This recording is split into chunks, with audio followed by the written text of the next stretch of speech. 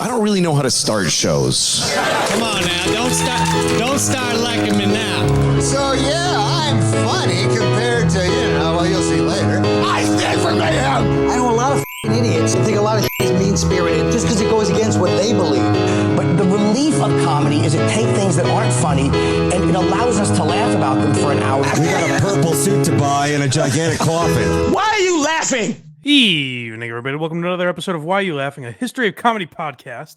And today, I am pleased to introduce to you the great Garry Shandling, who is not just one of the greats of his time, but a truly innovative guy. And I knew his impact in comedy for a long time. I knew his voice, and his name forever. But when I was a kid, I thought of him almost as like a poor man Seinfeld. And then the more I've learned about him over the years, and especially with this Judd Apatow documentary that we'll probably reference a few times throughout the show, you realize this is one of the most innovative guys, not even necessarily in stand-up, but in television history. Truly, he created some things that still to this day you see a ton of influence and just straight up ripped off over the years from, I think, like sketch comedy all the way to dramatic television. I think Garry Shandling and the Larry Sanders Show and It's Garry Shandling Show had a lot of influence in the history of comedy and television. So we will make sure to get into all of that today. And it's good to have just the boys back after a couple of good guest episodes. And if you missed those or you want to watch them again, make sure you go to blindmike.net. That's where you can get all the archives. Go through every episode. And I recommend some of those early, if you guys are new to Why You Laughing, at least new to watching regularly, then go back through the archives, watch some of the early episodes. And easiest way to find those is blindmike.net. That's where you can find all the free links to the show, wherever you get podcasts, whether it be Apple, Spotify, Google Play. I recommend the YouTube channel. Make sure you subscribe, tap the notification bell, and you can even become a YouTube member if you want, or subscribe to the Patreon. That link is at blindmike.net as well. And you get bonus episodes every single month. The most recent bonus episode we did was the roast of Rich Voss. So if you liked the Colin Quinn episode from a couple weeks ago, I definitely recommend going and watching that Voss episode because there's a lot of great jokes both about Colin and from Colin. So make sure you check that bonus episode out and try to do a couple every single month, as well as release these episodes a week before they come out to the masses. So subscribe, Patreon, become a YouTube member, whatever.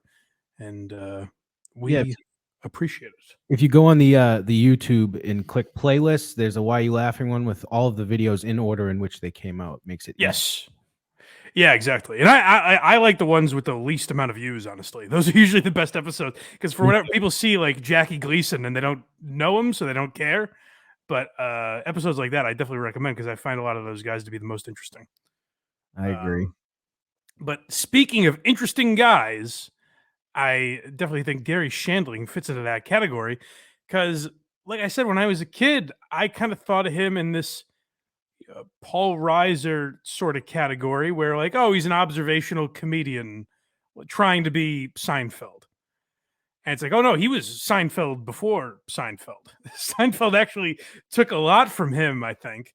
And I mean that in the term of influence, not like stealing or anything, but they're definitely contemporaries, I would say. And you could argue that Garry Shandling had as much influence on the world of television as Jerry Seinfeld did. So I think he's definitely an interesting guy. And when I saw, the criticism about Judd Apatow made a great documentary about Garry Shandling. And the common criticism of Apatow is that everything he makes is at least an hour too long.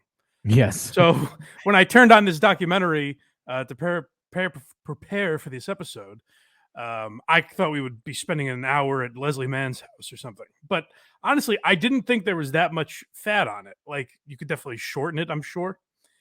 And the fact that they call it the Zen Diaries of Garry Shandling, I think is a little misleading. Because when I saw that title, when it came out a few years ago, I thought it was like specifically about him being a Buddhist or him meditating. That's a very small portion of it. And it really does a good deep dive into his career. I didn't know how close him and Apatow were. I knew Apatow wrote on the Larry Sanders Show, but it seemed like they were genuinely very close afterwards. And it wasn't insanely ball washing. Actually, there's some stuff in there that's not. I mean, they don't berate Shandling after he died, of course, but there's some stuff that's definitely not flattering, that don't paint him as a saint of any kind.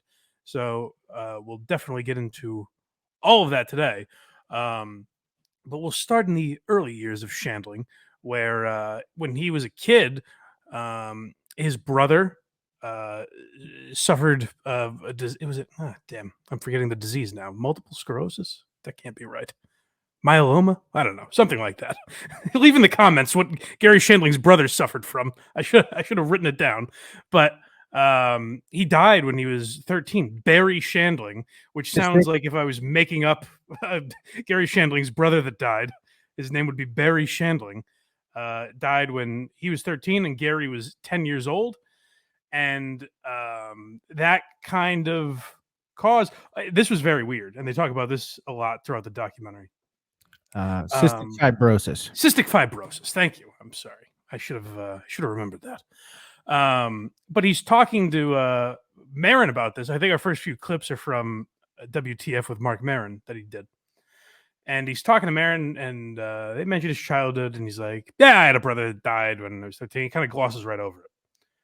And the way they portray this in the documentary was that this affected Garry throughout his life, and that's why he didn't really want to talk about it. Like, when there's trauma that early, you realize this when you go to therapy, there's things where you can tell yourself, like, oh, that never really even bothered me when I was a kid, but you just don't realize the ways in which it bothered you. Mm-hmm. And that's how they make it seem like this affected Garry. And what absolutely, if any dime store therapist could tell you that this absolutely affected him, was that he had to piece together that his brother died. Garry was not at the funeral, and I assume this was like some way to protect him or whatever. They're like, oh, he's 10 years old, he's too young to be, but they didn't tell him that his brother died. Just through context, Garry had to say, what the hell's Barry? He hasn't been around in a while. So that's got to make you, I dare say, a neurotic worrywart. Surely nothing catastrophic happened. Yeah, there's no way that guy's going to become, observe and worry about everything. So that really, laid the groundwork for what became of Garry Shandling. And it also caused his mother to kind of smother him and pay all her attention towards Garry now. And that's where we're starting, is him talking about his mom. I actually gave my mom a really nice thank you gift for her birthday once. Yeah. And wrote a note on there, said, Mom, I couldn't have done this without you. Yeah. Thank you. And she looked at it. This is true. And Yeah. looked at it and then took a beat and then looked up. We were alone in the kitchen. Yeah. And she said, why can't you say this on TV? And I looked at her and I said, well, let me see if I have this right. Would it mean more to you if I said it on TV as opposed to right now when I'm with you in the kitchen, in person, speaking to you as your son? Yeah. She said, on TV. That's true. Oh my God. I think Garry goes on and goes, I didn't want you to say, oh my God. I wasn't that worried about it until Mark Maron says, oh my God. But yeah, I think that's the kind of relationship that he had with his parents, where, again, very Seinfeldian. And I mean like the parents in Seinfeld, where they're not horrible parents. They're just like, oh God, I have to deal with these people. That sort of parents, if that makes sense. Right. That's the vibe I got from listening to Garry talk about his parents and his upbringing. And they did have kind of a weird relationship, because Garry also has a joke. He never married. He was engaged for a while, but never married, never had kids. And again, they claim in the documentary, this is one thing I do hate about documentaries. And I remember, Craig, you and I talked about it with the Patrice O'Neill documentary, where there's a lot of inferring what Garry thought based on like what the people in the documentary would think. Meaning they're like, Gary probably never had kids because the cystic fibrosis runs in his family, and he wouldn't want. And the way they were saying it, I was like, it seems like you're kind of assuming this, Right. which makes it a little weird to project that onto Gary in the documentary. But my point being is that a lot of that early upbringing, the way he talked about his family, that does seem to have weighed on him throughout his life, no matter what it was. Like the idea of having a family. He has a joke in his act that he says, "My mother always pressures me to have kids, but the problem is I don't think she wants me to have them with another woman." So that's the type of relationship he had with his parents, and more specifically his mom. Next, we have him talking about George Carlin being an influence. Yeah, so Carlin, the other epic documentary that Apatow made was about George Carlin, and George Carlin had a great impact in Gary's career, because this is a little like we were talking with Christian Blatt about Colin Quinn. The way certain guys treat younger comedians can go a long way in either encouraging or discouraging them to continue with their career. And George Carlin definitely encouraged Garry Shandling. Who are the guys that made you realize you could do it? Well, Who are you guys? Deserves all the credit for reading my material when I was 19. I walked up into him in a club, and make it short, I walked into a club in Phoenix, and he was there, and I had written some material in his style for him, basically, but knowing he wrote his own stuff, for some reason I knew that. Yeah. And I just asked him if he would read it and tell me what he thought. This would have been way back when I was first year of college.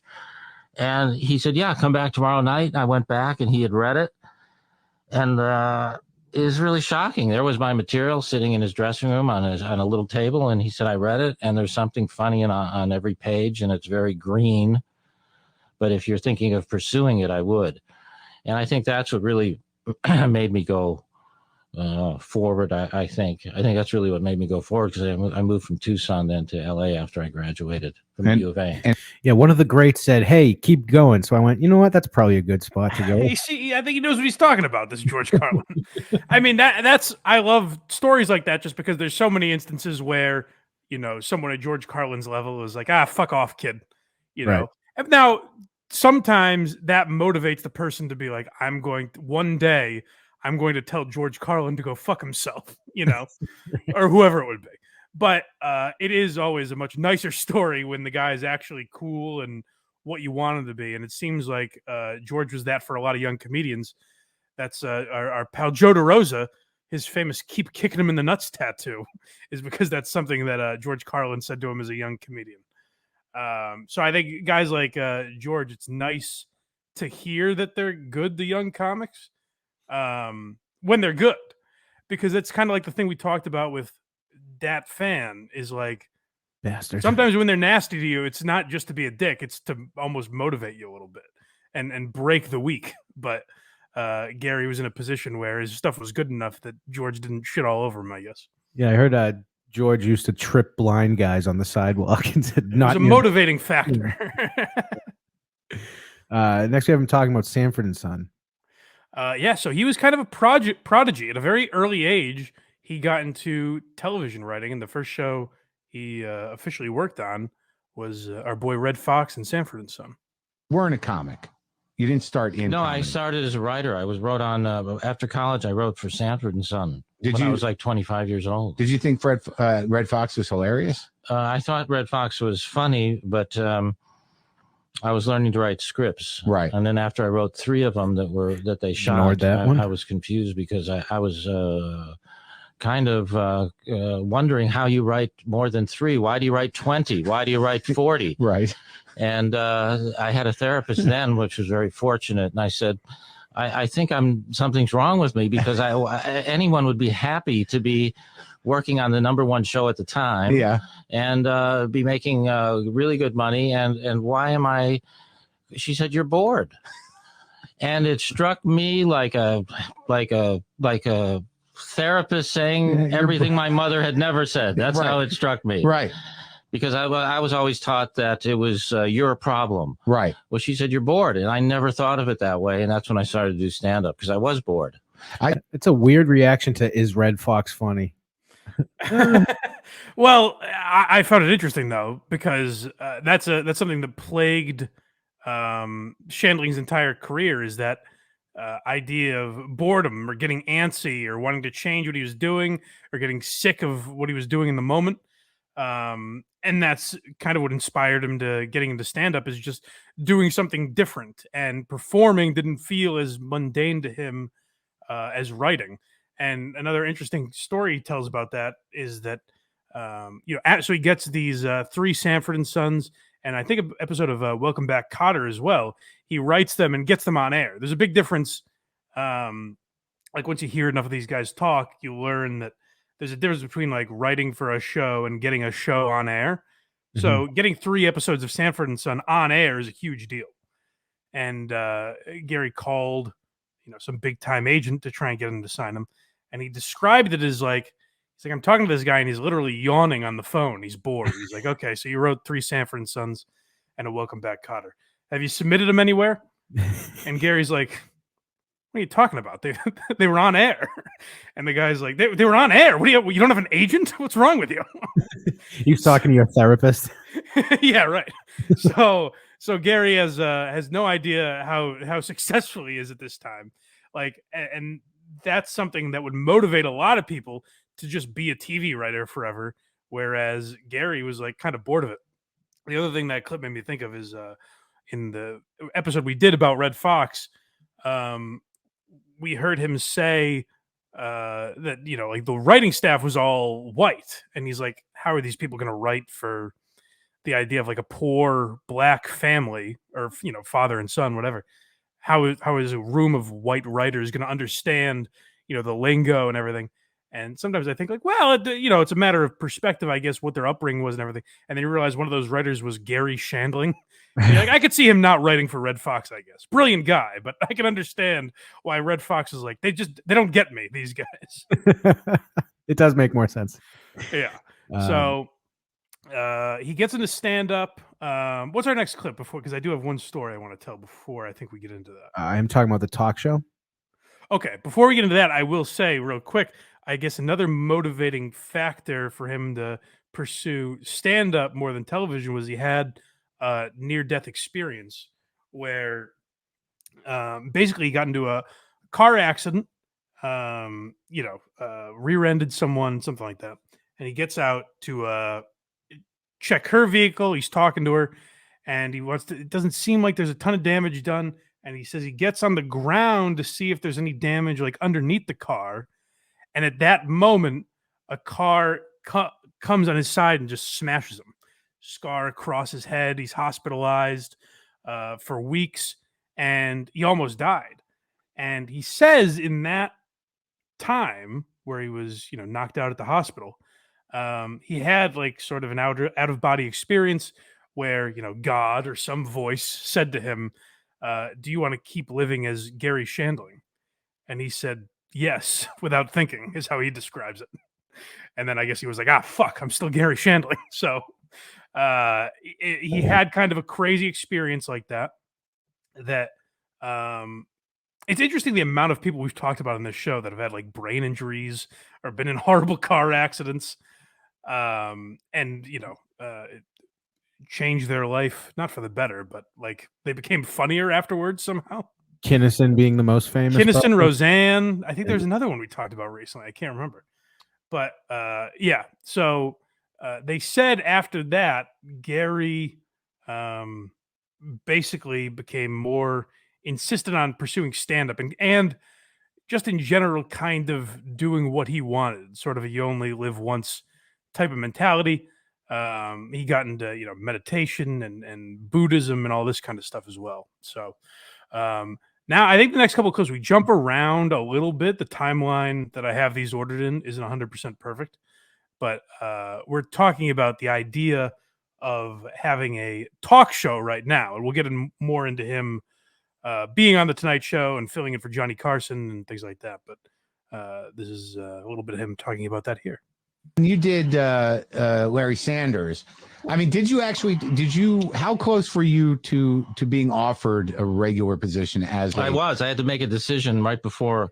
I had to make a simultaneous decision between the Tonight Show? No, at that point, the Tonight Show, at that point, I was offered for Sanders, I was offered the show after Letterman. Mhm. I was offered the show after Letterman, Right. which I think Letterman's old show? Letterman had already moved to CBS. Okay. So you're So I was offered the that Ferguson spot, the 12:30. Yeah, and prior to that, I was offered the original Conan O'Brien spot. 12:30 going on back, NBC. going Yeah. back. Right. So I had to make a decision, literally, whether to host a talk show on CBS or do a show about a guy who hosts a talk show. Right. And so as we're sitting here having this discussion, Mark, it would make sense that you could see me choose the guy who hosts a talk show because I can examine all these issues much more deeply. Right. And that interests me. Yeah. And so I stayed true, I think, to myself. I have no regrets about oh no, it's a great show. that move. And I think that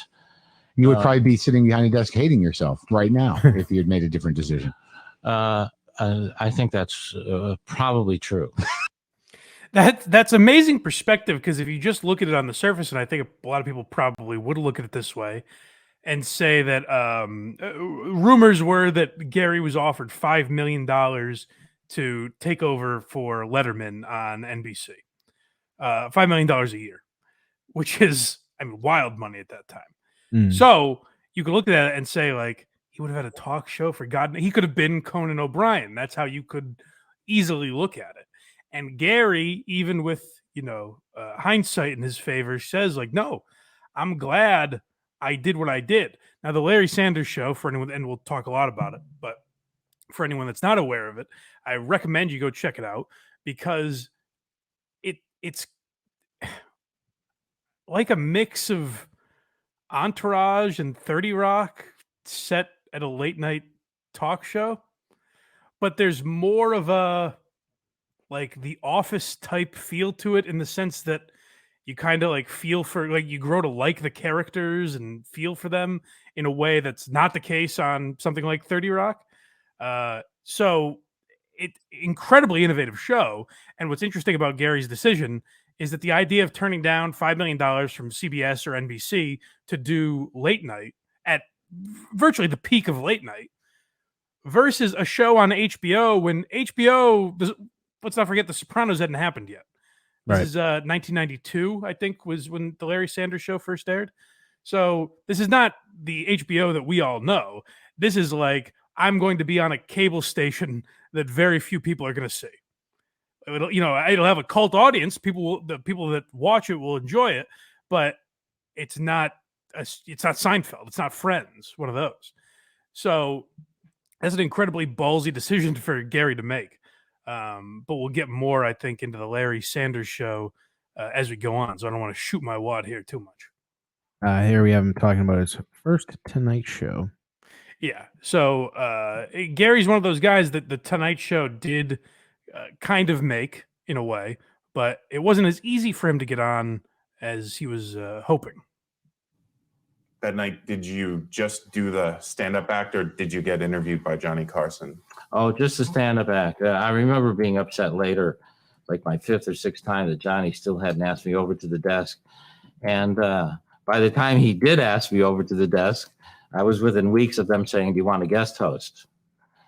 And I remember being gassed over to the desk, and Carrie Fisher had preceded me and was talking about her parents, Debbie Reynolds and Eddie Fisher at the time. And I sat down and I said, "Johnny, maybe you know my parents, Irvin Muriel Shandling." And that made him laugh real hard. And I thought, that's where he decided to give him a shot, because it was very organic. Yeah, so it's interesting, because like the thing everyone wanted was Carson to call them over to the couch. And you would assume, based on becoming one of the like main fill-in hosts for a time of the Tonight Show, you would think Shandling obviously had that in one of his first appearances, but it took him a little while to get on there, or to get on the couch, I should say. But the Tonight Show was a massive impact on Shandling's career, because it was after Joan Rivers had her spat with Johnny, which we covered in great detail in a previous episode. After that all happened, you had Jay Leno, but they wanted to, kind of alternate that a little bit. So they offered it to Shandling, and he didn't even really love that idea, which I think we're getting into next, right? This is the 25th anniversary. Oh, well, let me speak more to that. We might have a clip later. These are a little out of order, so I'm a little scatterbrained here. But basically, after Shandling guest hosted the Tonight Show, like I said, he basically replaced John Rivers in kind of that recurring role. And then they asked him, do you want to be basically, full-time fill-in? It's you and Jay Leno. And again, Shandling said no, because he had shows coming up that he would have to work on. And he was just like, it doesn't really interest me. Like, I've done it. I know I can do it now. And I'm moving on. So this thing of like getting bored doing one thing really defined Shandling to a point where he could have been a lot more famous if he could have suffered through a little boredom, but he wouldn't have been nearly as innovative. So you got to have a hell of a lot of respect for the decisions he was able to make purely based on creativity and his own, passion and drive for things. But speaking of drive and creativity, the next show we're about to talk about is truly innovative in the sense that he may not have been hosting the Tonight Show, but he did have a 20th anniversary for a talk show that never existed. We worked on deeper themes as an actor in it. I was playing much different things than was in the script. And every week we'd work. So he'd have this talk with me every week, and he would deconstruct what's happening there and how that applies to your personal life and what are you bringing personally when you're saying that line. You're not really saying, we can jump to Sanders, which he also helped me with the first 2 years. You're not really saying to Hank, you're an idiot. You're saying you love him. You're desperately trying to tell him you love him. You idiot. So it doesn't come out like you idiot, like a mean guy saying you idiot. If there is something else going on there, because I'm trying to get him to understand that I love him. Let's say that's Roy London. Hypothetically. So before we get to It's Garry Shandling Show, let's just touch a little bit on the Garry Shandling Show 25th anniversary special. Why did you choose that specific format? I had done one special for Showtime, and they said, come in and pitch another one. So we're getting back to like the Sanford and Son style of what patterns replicated themselves in my life, and it was pitching. And honestly, I had all these ideas for specials that I don't remember now. And I was in the bathroom in the building where Showtime was, and I thought, why not do an artificial 25th anniversary special? And I think that would have been before anybody I think Letterman has played with time and gone back, and I don't think it was from that at all, or I'd be happy to say I was influenced by that. It just struck me, and I see in hindsight how these pieces of the puzzle fit together, because there's a guy who's pretending like he hosted a talk show for 25 years, and I thought, I know I can pull that off and make it look real. Well, what I find so interesting to write really funny sketches about things that failed as you look at the highlights. What I find so interesting about Shandling in that clip is that you hear him there kind of like, he's like, I want to say I invented this, but I also don't want to be accused of, he's already thinking about, and this interview was from like 2010 or something. So comments weren't as prevalent, but in his mind, he's already thinking of being called out as a liar for ripping off Letterman or something. So you hear his mind working where he's like, listen, maybe Letterman did it before me. I don't know, but I'm pretty sure I'm goddamn innovative. Definitely. But that's unbelievable and he's still a pretty young comic at this time, where Showtime comes to him and says, we want to give you a special. The easy thing to do would be like, I'm going to go do my stand-up for an hour. Instead, he says, I'm going to create a 25th anniversary show, making fun of the anniversary shows that like Carson has for himself, while filling in for Carson, and he gets Carson to be on the show, by the way. Like, Carson didn't do anything, and he appeared in this 25th anniversary show. Again, the balls that takes to not just say, like, I'll just do a regular special. He's a guy that I think is in like the 1% of comedians, certainly that we've covered, but that I can think of in general, that would think creative first, that wouldn't just do what would, make them the most popular or make them the most money, or be the easiest. They think, what's something that no one has done? And that drove him to have some of the most creative things that were ever put on television. And, immediately you think of It's Garry Shandling Show and Larry Sanders, but I had never heard of this 25th anniversary thing. Like, that's and what's weird about it is, at the time in 1985, I think it was around there. What's weird about that is there is no, guide on the television or anything like that. You can't just look at your screen and have it tell you what this is. People are stumbling on Showtime, and you just have Garry Shandling saying, boy, what a crazy 25 years it's been. Meanwhile, he's like 35. And anyone just turning that on, not knowing what it is got to be like, what the fuck? What's going? Why is Johnny Carson on this show? What's happening? So truly wild and innovative. I know I'm going to say the word innovative 10,000 times, but it's warranted. Yeah, and next we have him with Larry King talking about the Garry Shandling Show. I was like, what? That was just my Larry King. Continue. I realized after I paused for a second. Well, I will tell you. I was honestly, I was trying to think of what I had to say about Larry. I was like, I know there's a Larry King reference I saved for this, and it's that Larry's asking him about this show. They're talking about It's Garry Shandling Show, and Shandling goes, "Do you watch it?" And he goes, "And be serious with me. Do you watch it?" And Larry goes, "Well, no. It's up against my show. I can't watch it." And Shandling just he pauses and thinks about it. He goes, "No, it isn't." Larry was just lying. It wasn't up against his show. Shandling's like, "I'm here promoting it. Of course it's not up against my show. I'm on this right now." All right, let's hear.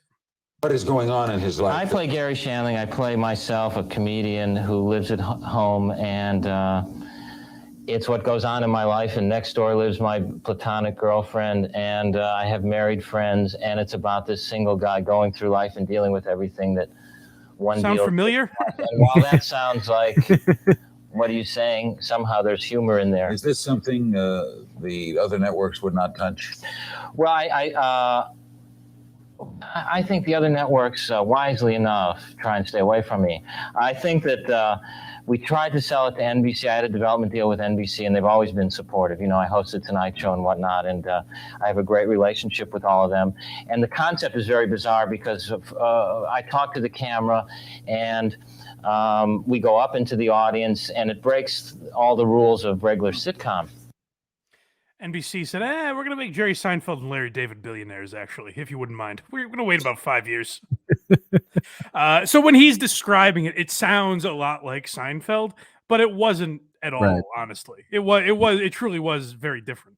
I think there are a lot of comparisons between Seinfeld and Shandling, and I think that probably plagued Shandling a lot as a guy who, overanalyzes stuff. I'm sure there were times at Seinfeld's peak where he's thinking, why isn't this me when I created a lot of this stuff? But truly, It's Garry Shandling Show was very different. And they kind of created things like breaking, like talking to the camera. What they're talking about when Larry says this is something networks didn't want to touch is Shandling, pitched it to NBC, like he said. And Shandling was like, okay, I want to talk to the camera. Like, I want to, times we pause, like Zach Morris, basically. And like, I address the audience.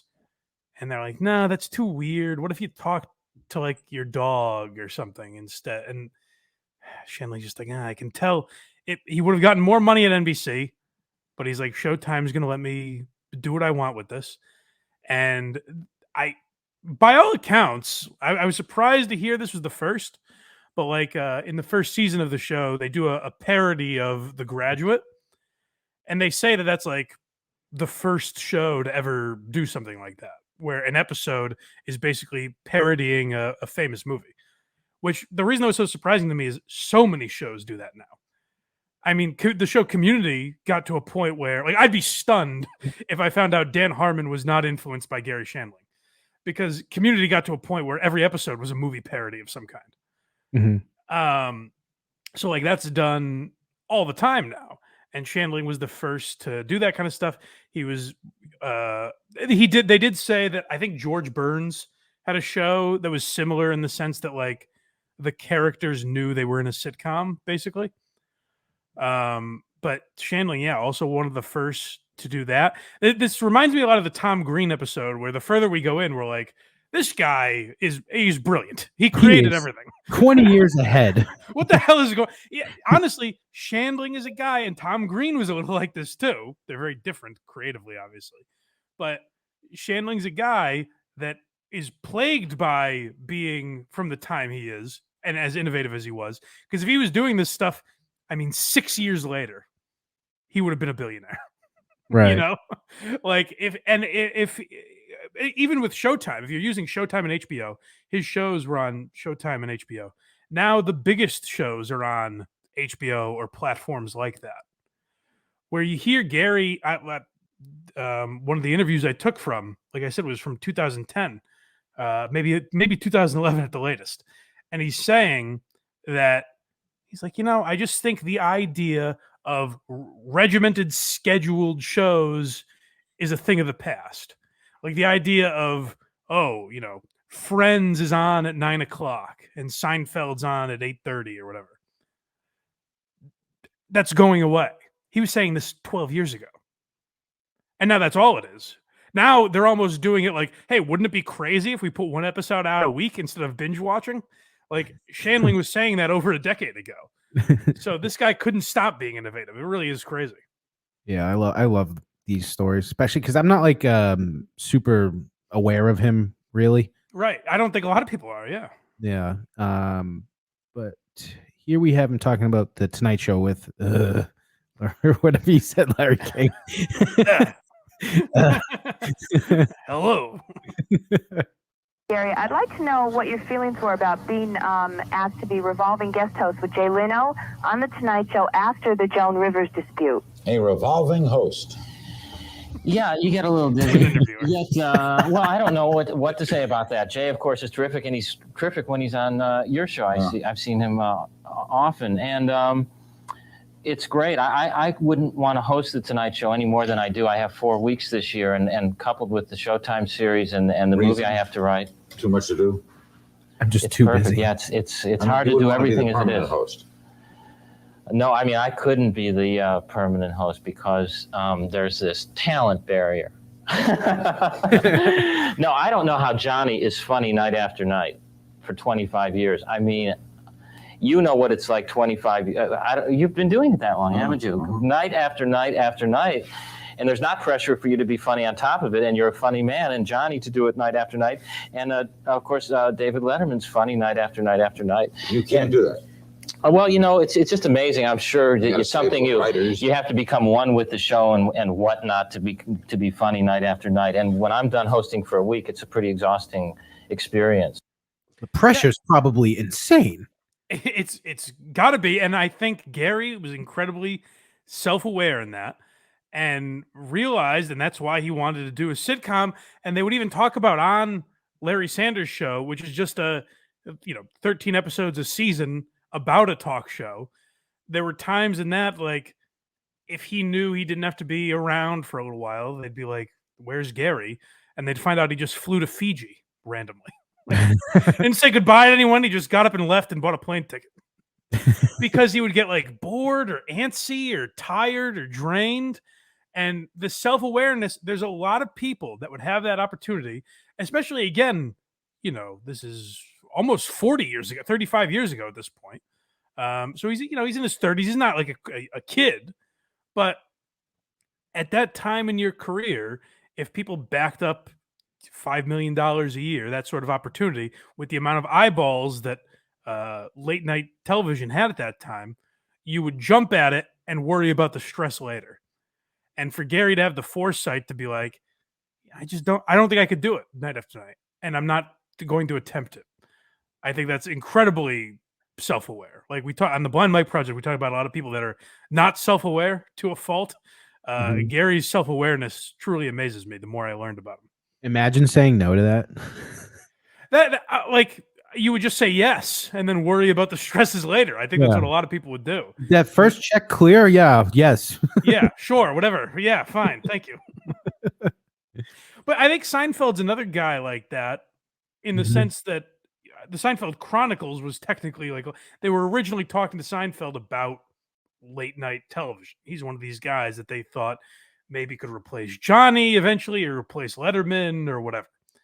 And I think Seinfeld knew, like, I don't know if I could do that. And knowing Seinfeld's personality, do you really think 10 years in he'd be having a fun chat with, you know, the star of the starlet of the day with Courtney Thorne Smith or someone like that? So yeah, Shandling knew he couldn't tolerate that nonsense. But here he is actually with Seinfeld or on Seinfeld. I forget. Yeah, so these two definitely comparable careers in terms of material. We've talked about how I feel about Jerry's stand-up. I personally think Shandling was a better stand-up, and you know, I think if it wasn't for Larry David, we'd be talking more about Garry Shandling in the TV element as well. But we hear them kind of talking shop here a little bit. Why was my show honestly messier to do, as I know it, than yours? You did more. Pause real quick. I couldn't tell in the context. This is just Seinfeld and Shandling hanging out. It's a pretty interesting. I just found it's a 25-minute video on YouTube, and I found it pretty interesting.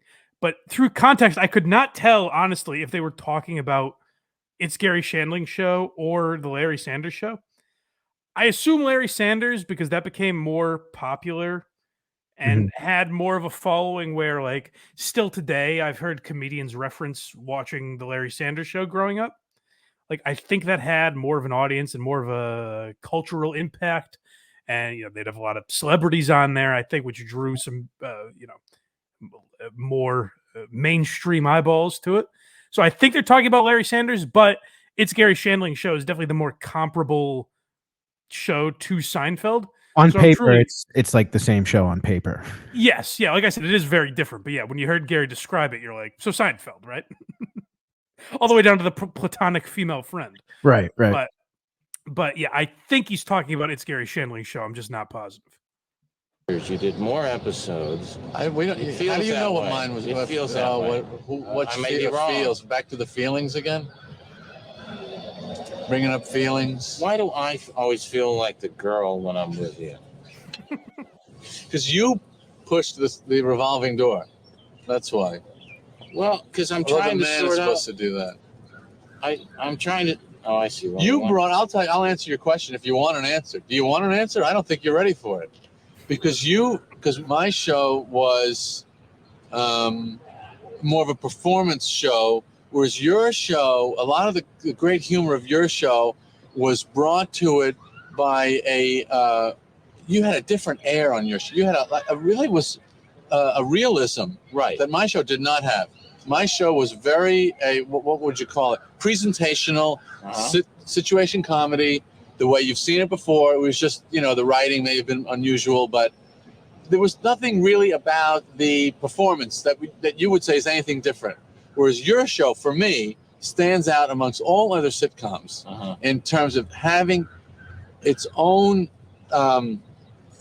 tone, and the air on your show felt different. Well, see, and that's why I think it may have felt messier to you or more difficult to wrangle, because you were letting all this stuff, all this reality kind of affect the actors and the stories, and that's what made the show great. That may be why it felt messier to you, but that was the greatness of the show. Yeah, but see, you know, this is where you make me angry, because you people also don't know. I'm going to go back to the acting. The writer. No. All right. I guess Gary was done. I didn't clip. I left like a second too long on there. So I do think they're talking about Larry Sanders because that was a much more realistic show. Mhm. And what's interesting about Larry Sanders, and I'm glad that like Jerry has so much respect for that. I think in general, you have more respect for something you didn't do. Whereas I think the way Jerry's talking there, he probably looked at the Larry Sanders show and was like, well, I couldn't create that. Whereas Right. maybe he might look at It's Garry Shandling and said, like, me and Larry could have figured that out, you know? But what's so different about Larry Sanders' show, and I think so interesting, is that the reason I compared it to like 30 Rock and Entourage, in very different show if you go watch it. But what it did, it had this like, behind the scenes industry feel. It had the quirkiness and some of the weirdness of like a 30 Rock. But like what connected with people about Entourage is you felt like you were seeing the business. At least in the early seasons, anyways, it felt like you were watching the real life of, an A-list celebrity. And when you watch Larry Sanders, even though it's a comedy, and even though there's some very funny moments and some ridiculous moments, you do feel like you're getting behind the scenes of a talk show. It's a sitcom that didn't have a laugh track, which was relatively unheard of at that time. And it felt very real. It felt like we were getting, almost a documentary as to how the Tonight Show or Letterman was made or something. And they took a lot of stories, and this is something like The Sopranos did, and Mad Men, and a million other shows since Larry Sanders, is they took things from real life. Like Garry Shandling said he would call, I think we have a clip of this later, I'm spoiling, but he said he would call he would call like Peter LaSalle and say, hey, has this situation ever come up? And Peter LaSalle would say, well, I actually have a story exactly related to that. So there were like real life stories injected into these plot lines of a show that felt real because of the way it was shot, because of being a sitcom without a laugh track, having celebrities like they're David Spade and Dana Carvey. We have a clip of Norm coming up later. Jim Carrey and Sean Penn are in the finale. There's like legitimate celebrities throughout this show playing themselves. And so it really feels like, and it's at a time like David Spade is in it before he's David Spade. And he's playing a guy who's doing stand-up on, The Tonight Show. And so it feels like you're watching real life Hollywood. And it was incredibly innovative in that way. And I think that's the thing that you kind of hear Jerry admiring there and saying, like, well, Seinfeld was nothing like that. We had our own little bubble that became. I always defend seasons 8 and 9, but you can tell when Larry David left Seinfeld that the formula was there enough for new writers to come in and fill in the blanks, basically. Right. You couldn't have done that with Larry Sanders' show, I don't think. No. And the next clip we have is him talking about that storyline, Larry Sanders. Oh, well, there you go. I think this is the clip I just spoiled. Your show. I think I used stories that happened to me on the Larry Sanders show, on the Tonight Show, stories that happened to me on all talk shows, stories that happened to me on all the shows that I worked on. Other writers used stories from their shows, and it became diluted enough that you would often forget who did what to whom. But they were all based in some fact. And then I've already mentioned Peter LaSalle, and I like to refer to him as the Deep Throat character, like in All the President's Men, where there he was producing The Tonight Show, and occasionally I'd be shooting an episode of Sanders, and I'd call him up and I say, Peter, is there ever a circumstance where, or is this totally false, where Hank might fall asleep on the couch or not pay attention? And Peter would say, well, let me tell you a little story. So I think, and Judd Apatow and I still talk about it, we were not going to veer off what is basically the truth. And I think you can't go wrong if you stick to the truth. And then you can fly anywhere. I remember Letterman telling you at some point when you were on that he thought you must have spies in his staff somewhere feeding you information. Well, what you realize is absolutely is that you start to write something about a talk show that happened not to Letterman, and Letterman may say that happened to me, and you realize there are generic things that happen about a guest who had one too many drinks or something. And that's where I kind of compare it to The Office as well, in the sense that there are elements of it. And Gary would always say, and I do think this is a bit pretentious when you talk, like, because it is about a talk show at the end of the day. But he'd say, you know, people make the mistake all the time of thinking this is about a talk show. It's about these characters and these people that a lot of people, you know, misjudge as being like shitheads, when in reality they're just people looking out for themselves in the best way that they know how. And like I said, wow, that's a little pretentious because it's about a talk show, you know? Right. But what he's saying, the greater point that he's making, I agree with, in the sense that there's things everyone can relate to. Even though we've never worked in Hollywood, you can watch an episode of the Larry Sanders Show, and Jeffrey Tambor's character, Hank, there's some asshole you worked with like that. That's, you know, self-conscious, not necessarily the hardest worker, you know. I'm talking. This is me. Greg Poehler's going to say I'm talking about myself again. I'm projecting. but they're just relatable characters, no matter where you work, whether you've worked in, you know, TV or just The Office. You could relate to a lot of these characters, which I think Gary did a very good job of doing. Some things I do think, like, you know, quote, geniuses like that do overthink. Is like, I'm listening to him talk about the name of the show, and he's like, well, I thought it was important to name it Larry Sanders because that sounds enough like Garry Shandling. Whereas if I played a character named, he's like, I wanted it to be a broad name, but if I played a character named Dave Johnson, people would look at me and think like, that's not Dave. And I'm like, I think we'd buy it, Gary. Now you're overthinking a little bit, but yeah. But the other thing I didn't mention about It's Garry Shandling Show also is the theme song. A lot of people mention the theme song, and if you've ever listened to Boston radio, you might remember that the Planet Mikey show did a parody of It's Garry Shandling Show, which is incredibly redundant because Garry Shandling's the theme song is like, this is the theme to Gary's show, the opening theme to Gary's show. It's mocking the idea of theme songs. So to do a parody of that doesn't make any sense, you see?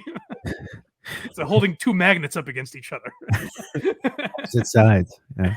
But yeah, that was also like all the way down to the theme song. He would think, how can I mock what we're doing, basically? Like, everything was deconstructing all the way down to the theme song. And so everything was a commentary on society, on human behavior. If it was on the Larry Sanders Show, it was a commentary on talk shows, obviously, but it was also a commentary on how people in that situation would behave. And I think that, more than anything, is the obvious comparison to Seinfeld. I think when we talked about Larry David, we said that, oh no, you know what? It was Mel Brooks, where Mel Brooks said Mel Brooks is more macro and Woody Allen's more micro. And I think there's something to be said there with Shandling and Seinfeld. And really the comparison, I think, is more to Larry David, because there's a lot of comparisons to Curb as well.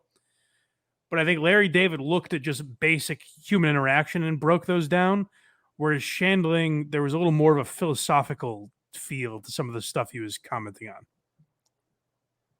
on. Next clip we have is called Deconstruction, and I honestly forget what it's about.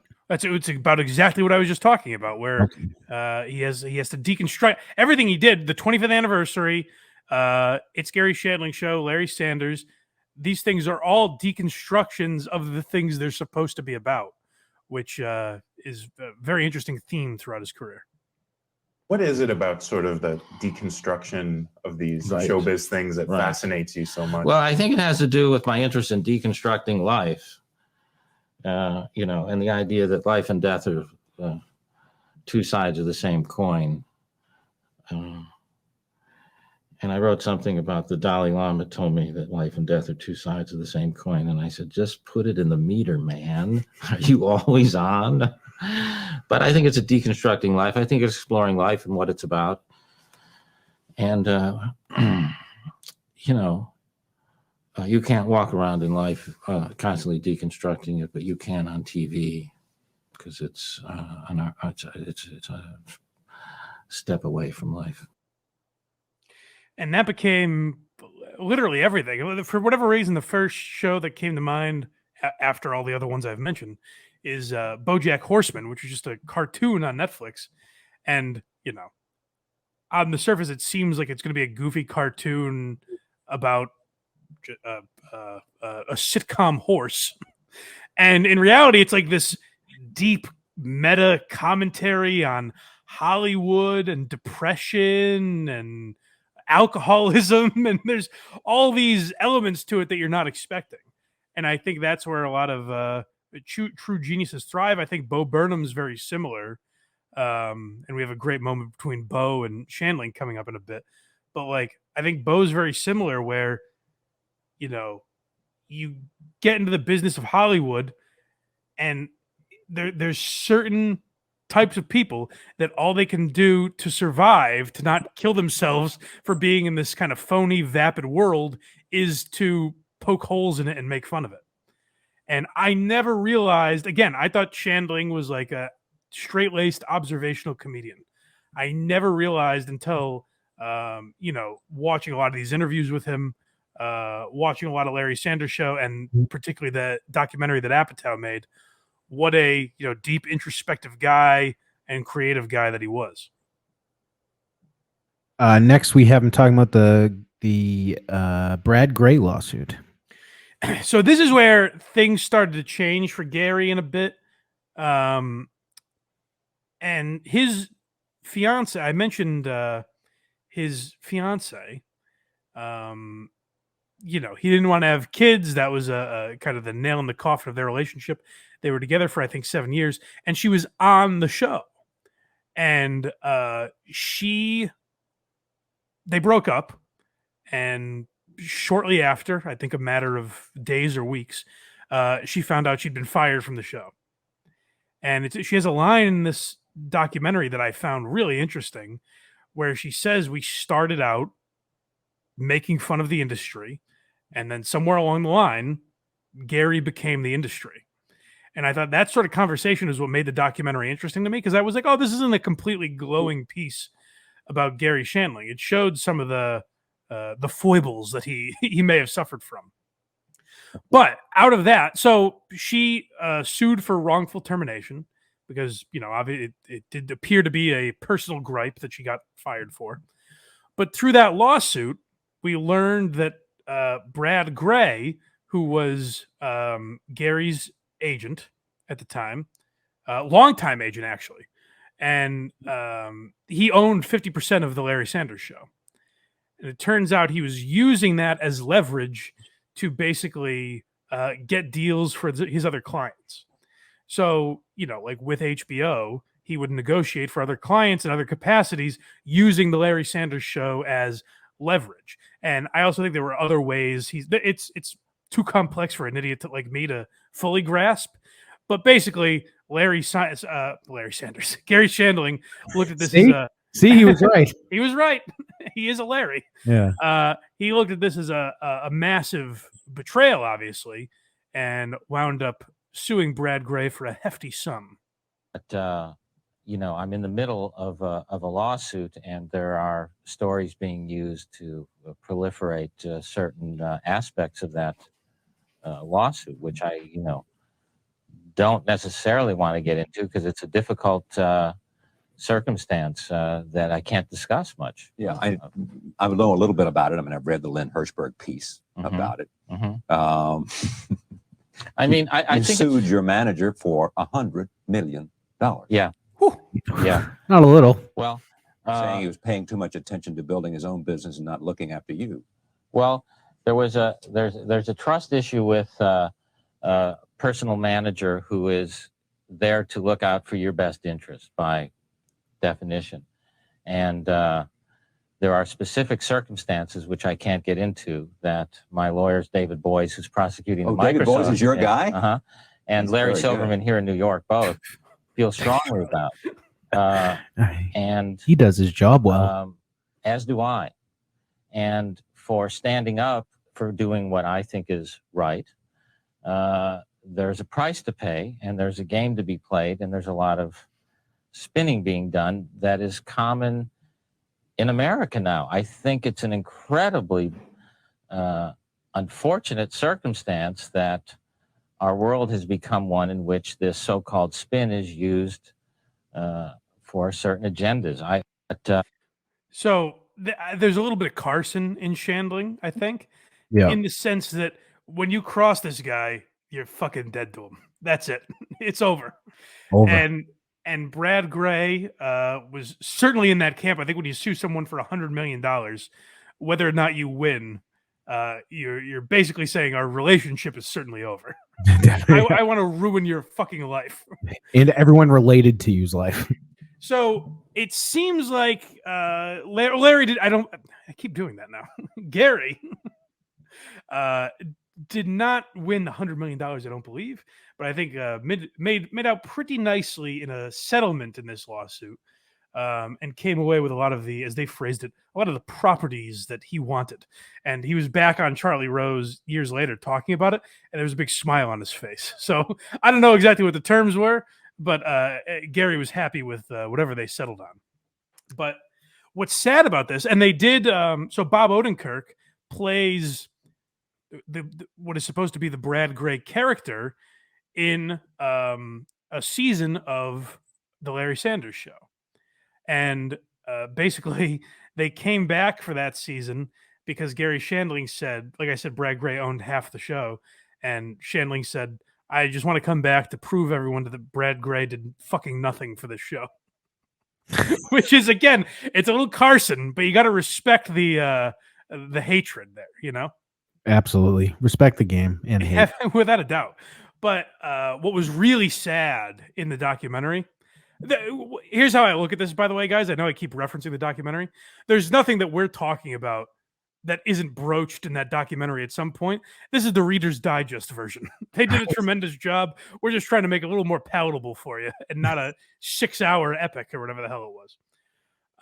But what was sad in the documentary, and it's sad because both these guys are gone, and obviously this came out after Shandling passed, but Brad Gray represented very early in their careers Dave Coulier, Bob Saget, and Garry Shandling. And those guys were very tight back in the day. And Saget and Shandling were good friends. And I guess Saget made some joke about Gary. Like when someone asked him about the lawsuit, I guess Saget made some joke about like trying to get a car out of Brad Gray or something like that. And I that kind of killed their relation. It seemed the way Saget interpreted it is that Gary felt I chose Brad Gray's side. I meaning Saget.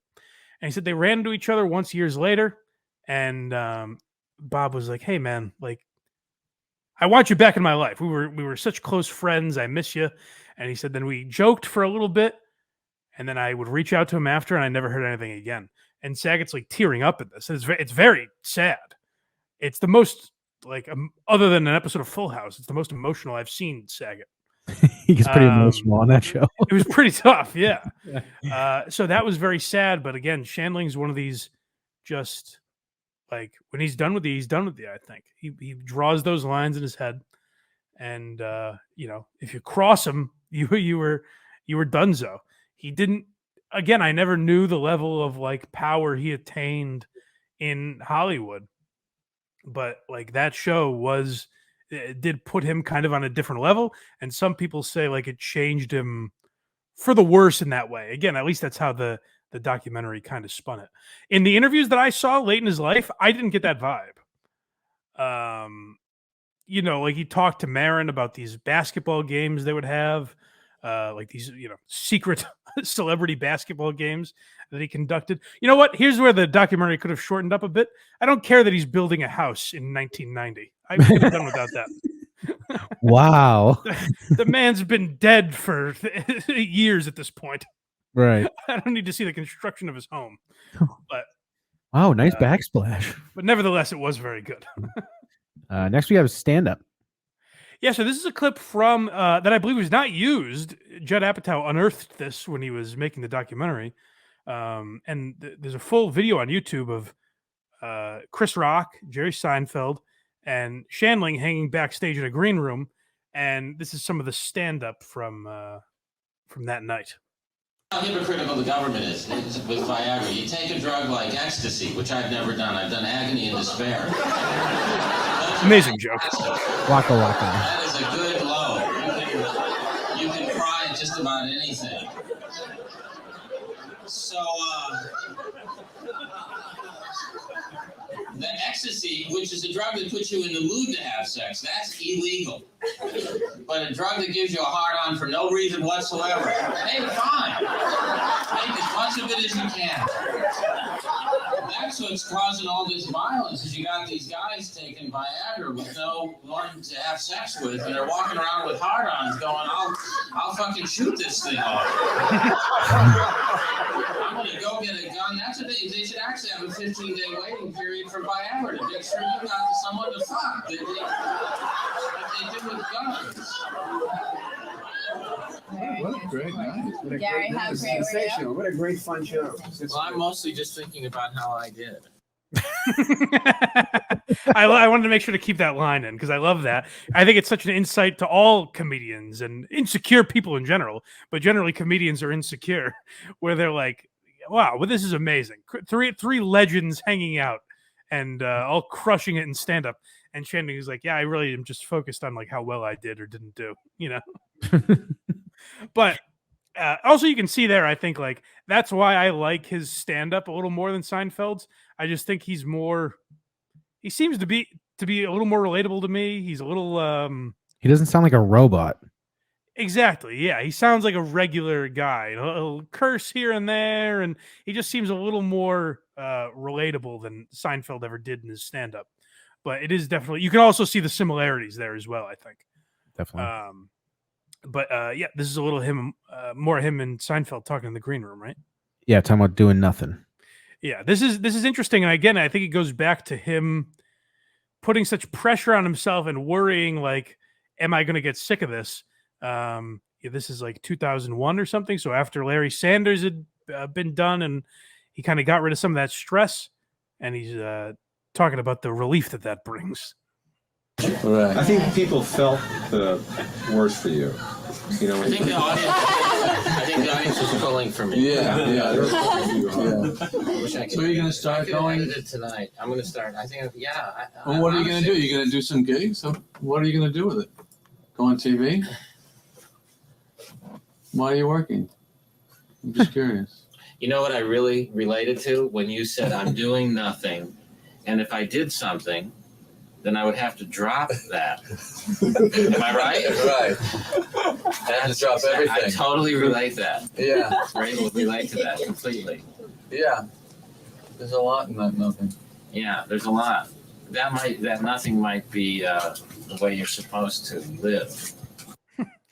That's very, if you want to talk about Zen and Buddhism and everything, that's very Zen to just be like, you know, there's something about, like, Seinfeld's asking, why are you doing the stand-up? And I think that's the mentality that a lot of stand-ups get into, is like, you know, back then, like, oh, I'm preparing for a Tonight Show set, or I'm preparing to host, you know, like Shandling hosted the Emmys and the Grammys at different points in his career. So, like, I'm getting ready for, you know, for my Emmys set monologue or whatever. I'm getting ready to do a TV show, and I'm doing stand-up on the show, so I have to prepare for that. There has to be something nice in a stand-up's career to just be like, I was on stage for no reason. That has to be kind of a freeing thing, and that's probably where a lot of your best material comes from, where you're just doing it to get out there and do it. And I think it's why a lot of guys that don't have those side hustles, as it were, like, you know, Brian Regan and Dave Attell, I think that's why they're good into their 60s, 50s, and 60s, because they were purely focused on stand-up. They were like, I'm writing this for stand-up. I'm not writing it for an SNL monologue or something, you know? It's not a backup plan. Exactly. Yeah, it's not a backup plan. This is all I have. And it seems like Shandling found that later in life. Also, we did mention, you know, some of his worry and paranoia that made his stand-up great. that's one thing that I forgot to mention about the lawsuit was there were apparently famous wiretaps where Stallone and a bunch of other people were victims of these wiretaps as part of this Brad Gray lawsuit. A private investigator, they found a bunch of wiretaps, and some of those were on the phone of one Garry Shandling. And they said around that time, Garry was constantly paranoid that he was being bugged. And I don't know if that's good or bad for your psyche when you constantly think you're being bugged and then it comes out like, oh, I was. Thank God. I'm not crazy. I'm not insane. Yeah, it's like, I was right. And he goes, the constant fear I lived under was correct. Or it makes you like feel vindicated and almost like relax more. Possibly, yeah. Yeah. I mean, yeah, as they say, I might be paranoid, but it doesn't mean I'm wrong, you know? Right. Next, we have a meeting Ricky Gervais. So this was interesting. I pulled this because on KMS, Kirk mentioned this to me. I had not seen this before. And I have the backstory in a minute, but we'll play for now the bizarre interaction between Ricky Gervais. Ricky Gervais shows up at Shandling's house to shoot something. It seems like if you're just watching this for the first time, it almost seems like unannounced that Garry showed up at his home. And I'll tell you why after we play the clip. Why did you ruin that moment by looking? How did you look coming in? Was that you that was looking? It's your house. Why was that you that was looking this way? No. Who was looking right here when I was walking in? When I was standing out there, didn't you see that I was walking in? No. Was that you? No. Hold on. Before I shake your hand and say hello, first you said, no, that wasn't me. No, I didn't see you. I swear I didn't see you. Changing the story to that was me, but I didn't see you. That's true. But you said, is it you that looked out there? What I was doing was talking to my producer that was here. Right, because you were standing about here looking this way? Yeah. Well, this is the way to tell if it was me or not. Don't touch me. Did it look like me? If it looks like me, and it smells like you, then it might have been me. I doubt that it's you. What are you doing? It's my contact lenses. That's why I have these on. These are my prescription sunglasses. Okay. Hi. Pleasure to see you. Pleasure to meet you. Garry Shandling. I've never met Ricky before. So this is actually real uncomfortable. So I'll explain, but first it made me think of like my grandfather, because that felt like a very he's a serious man of advanced years. When he's like, hey, before I shake your hand, I was like, ooh, it felt very like he was about to scold Ricky. I thought he was joking with him at first, and then like I was like, if he is joking, this is bad. He's joking and he's not. Like he's Shandling it up a little bit, but he's also very annoyed. So what happened here is, in the moment, Shandling thinks Gervais is just fucking with him, because what they agreed to do. Oh, and remind me to talk about the DVD extras of Larry Sanders Show in a minute, because that was also very innovative. But what they agreed to do is Shanley was filming these extras for the DVD box set that was coming out of Larry Sanders Show, and he asked Ricky Gervais to be a part of it. And Ricky said, will you be a part of my BBC interview series that I'm doing? And Shandling said yes, but he I guess they were communicating through their agents or publicists, whoever, and something got lost in translation. But what Garry said is, we're going to do this, the thing for what I'm trying to accomplish in the interview is more serious, and then we'll do yours afterwards, because yours is going to be more jokey and upbeat, because it's much easier to go from serious to upbeat than the other way around. Right. It's hard to be like upbeat and silly and then go, oh, wow, that's, or you know what? I actually might have it backwards now that I'm trying to get into that mindset. But either way, I think it's way easier to go from serious to joke than the other way. Yeah, I think I might. I think you're right. I think I might have it backwards. So basically, what happened is Gervais comes into Shanley's house doing this wacky bit, unknowing of this, deal that Shandling had laid out. And Shandling's like, what the fuck is going on, man? You're just showing up at my house? We're supposed to have this serious interview. I'm in my pajamas here? What's going on? So it was just this very weird, uncomfortable. And it gets more. Shandling doesn't break this. Like, he's very direct with Ricky throughout the interview. But then in the interview that I played, we just played a few clips from, Foundation Interviews series that he was a part of. He kind of acknowledged Ricky and said, like, I don't really think it was his fault. He goes, I find it crazy that his people didn't inform him of this, but I think it's more his people's fault than Ricky's. And they patched things up over the years. But it was a very weird, uncomfortable interview that they, or whatever you call it, that they did with each other. Next is the green room thing that you referenced earlier. Yeah, so people have asked me to do like an entire mini episode about this green room thing, which I'd have to go back and watch the whole thing to see if that's worthy of it. Blindmike.net, sign up for the Patreon for those bonus episodes. But I thought this was a really cool moment. Honestly, more for Bo Burnham, but I credit Shandling a lot for playing along. So I think Marin is on here. Ray Romano is a part of this, Garry Shandling. And what this show is from like 2011, around there. It seemed like it tried to be like Tough Crowd light. Right. Where they're not like talking politics or anything, but it is like, 4 or 5 comedians sitting around and busting balls. That's a hang. Yeah. Yeah. Patrice, I remember there's an episode where like Patrice and Roseanne, that there's some cool stuff. It seemed like a cool idea for a show. Well, it was when it was Tough Crowd, but it seemed like they did a good job with it. I don't know why it wasn't successful. But this episode, Bo Burnham, who is known in the YouTube world, but like not really respected by comedians. I think a lot of comedians just thought like, oh, here's this cornball singer that is trying to get into stand-up. They didn't realize he was a genius. Right. And this is a moment that a lot of people say Bo really established himself as a comic, and Shandling has a good time with it. He shouldn't be able to talk before him. I that's true. Fair point. I am. Fair point. I'm of the younger generation, so I just wonder for all of you, who are you? All right, now you can talk.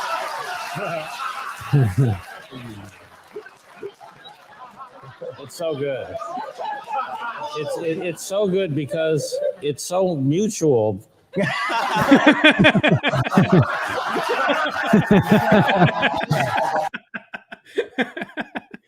Just a perfect comeback by Shandling, I thought.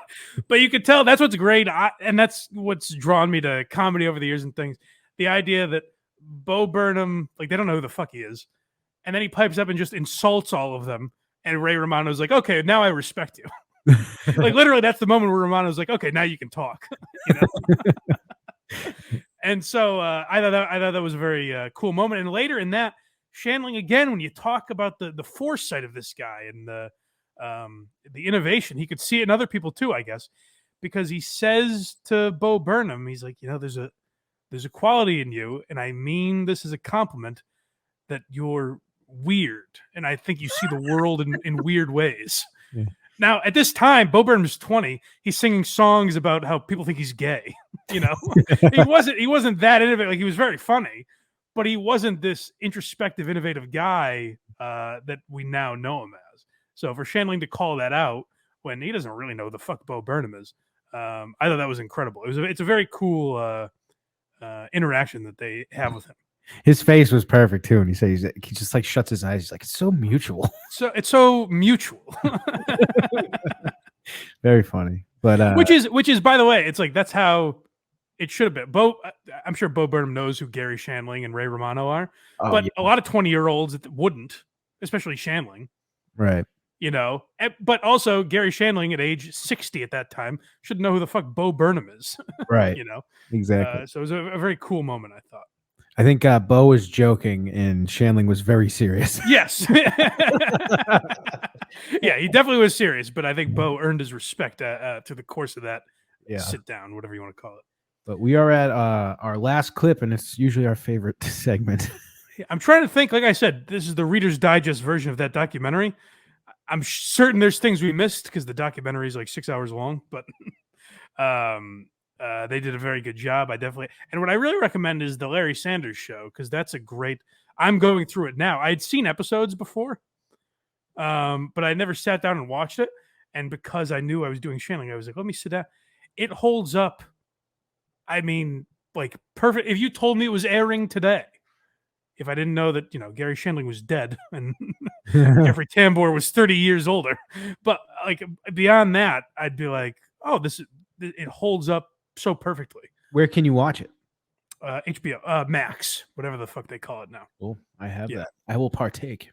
Yeah, go check it out. And it's cool because, like I said, the only real comparison to Entourage that I make is the way it's shot and the way that celebrities drop in, and it feels very natural. I think Entourage got a little carried away with it in the later years, but in the early seasons, it feels very natural. It feels like, an A-list celebrity would be running into these people, and an agent would be dealing with these types of people. And that's how Larry Sanders Show felt. It's like these are the people that would be dropping in on a talk show. So I definitely recommend people check it out because, like I said, it holds up very well. Also, before we hear from our buddy Norm on the Larry Sanders Show, make sure you check out blindmike.net. That's where you get all these episodes that I've been referencing, all the old episodes we've done, the archives, the bonus episodes. The archives you can find on YouTube of every episode we've ever done. Go back, look through those. Also, wherever you get podcasts, Apple, Spotify, Google Play, wherever.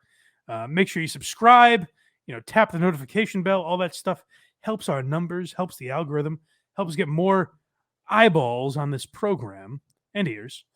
And if you want to subscribe to the Patreon or become a YouTube member, you can do that as well. Just go to blindmike.net. Merch tab is up there as well. And if you want to see what kind of, if you want to talk innovation, then go to verygoodshow.org. They've developed this sort of shock jock type of radio. We just say whatever comes to our mind. We don't hold anything back. That's what's crazy. It's kind of like guys just busting chops. Yeah. So go to verygoodshow.org for Craig and all of his hijinks and shenanigans. All right. So this is a clip from I'd be curious to know what real life story this is taken from, because the plotline of this episode is that a sex tape of sorts has been released of Hank, who is Jeffrey Tambor's character that is basically Ed McMahon.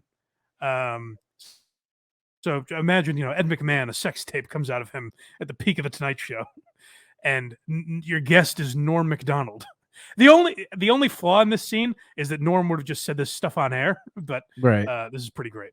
Tough time. They got homeless guys everywhere you look, and that's tough. It breaks your heart, Yeah. And I seen one guy there the other day in New York, a homeless guy, had a dog with him, Yeah. and that's tough. Do you feel sorry for the dog, I mean, Right. the dog's not thrilled with the deal as he got a homeless guy, And, It's bad enough when the dog doesn't have a house. right now he's,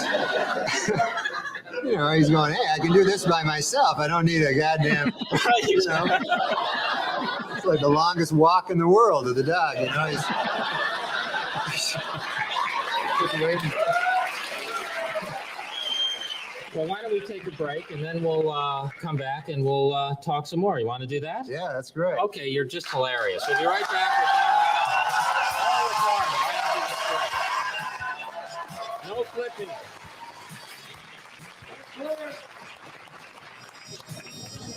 Good. Hey, Larry, I saw that tape of Hank's, man. Oh. That's some kind of hog he's got on him, huh? I'm glad the Fonz is sitting here between us. I feel kind of safe. You look really good, Hank. Very centered. Life must be good, huh? I'm drunk. Actually, my life is shit.